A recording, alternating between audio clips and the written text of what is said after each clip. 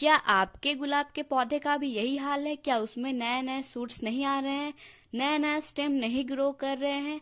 तो आज इस सब का हम इलाज जानेंगे। तो hello guys, welcome to my channel. तो आज का वीडियो इस टॉपिक पे है कि अगर हमारे जो गुलाब का पौधा है, रोज के प्लांट हैं, उसमें नए नए स्टेम नहीं आ रहे हैं तो हम क्या करें। क्योंकि अगर हमें फ्लावर चाहिए गुलाब का तो उसमें नए नए स्टेम भी होने चाहिए, क्योंकि नए नए स्टेम में ही नए नए कलियां आती है। तो आज सबका इलाज हम जानेंगे। 2 से 4 स्टेप है जिससे कि अगर हम फॉलो करेंगे तो हमारे जो पौधे हैं उसमें भर भर के स्टेम आएंगे, और भर भर के स्टेम आएंगे तो भर भर के कलियां भी होगी, फ्लावरिंग भी होगी। तो पहला स्टेप हमें क्या करना है? सबसे पहले हमें अपने पौधे को ऑब्जर्व करना है, उसके बाद इसकी प्रोनिंग करनी है। मार्च का महीना लास्ट महीना होता है मॉनसून का, जिसमें कि हम हार्ड प्रोनिंग भी कर सकते हैं बहुत ही आसानी से। प्रोनिंग करते समय किन किन बातों का ध्यान रखना? सबसे पहले जो जो सूखी सूखी टहनियां हैं उसे हमें कट कर देना है। जो जो फ्लावर खिल गए हैं उसका जो रिमेनिंग पार्ट है उसे भी हमें कट कर देना है, क्योंकि ये सब हैं जो कि प्लांट के एनर्जी को लेते हैं अपने आप को सुखाने में भी। तो अगर हम उसे कट कर देंगे तो प्लांट के लिए एक काम आसान हो जाएगा। तो अपनी जो वो ग्रोथ हार्मोन है या फिर एनर्जी है वह ग्रोथ के ऊपर देगा, ना कि किसी को सुखाने के ऊपर। फिर आपके जो प्लांट में शक्कर निकल आते हैं आपको उसे भी कट कर देना है। आप देख पा रहे हो कितनी लंबी शक्कर हो गई है मेरी, बहुत ही ज्यादा बड़ी हो गई है। और यह सिर्फ एनर्जी को ही लेता है, ये आगे जाके इसमें फ्लावरिंग नहीं होती है, सिर्फ वह एनर्जी लेता है और ग्रो होता है। आप नीचे भी 2 मेरे शक्कर्स देख रहे होंगे जो कि धीरे धीरे बड़े होंगे, बट मैं इसे बढ़ने नहीं दूंगी, इसे मैं यहीं पे कट कर दूंगी ताकि ये ग्रो ना करे और हमारे प्लांट में सारी एनर्जी मिल सके। अगर आपके किसी टहनी में कीड़े वगैरह लगे हुए हैं तो आप तुरंत उसे कट करके हटा दे, उसे बिल्कुल भी ना छोड़े, क्योंकि एक टहने से वो पूरे पौधे में फैल सकता है और हमारे पौधे मर भी सकते हैं। अब हमें क्या करना है? जैसे हमारे पौधे में सूखी सूखी पत्तियां होती है, पीली पत्तियां होती है, उसे हमें हटा देना है।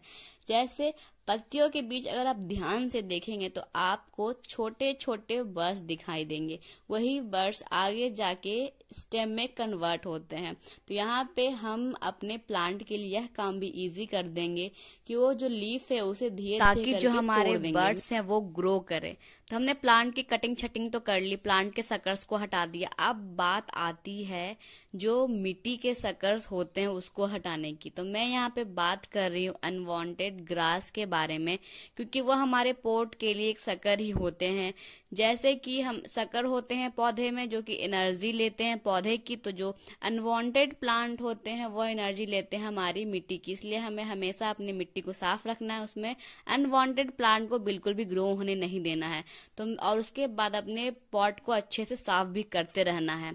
तो हमने ये प्रोसेस तो कर लिया। अब बारी आती है गुड़ाई की। तो मैं यहाँ पे गुड़ाई कर रही हूँ। गुड़ाई क्यों किया जाता है ये भी एक क्वेश्चन है।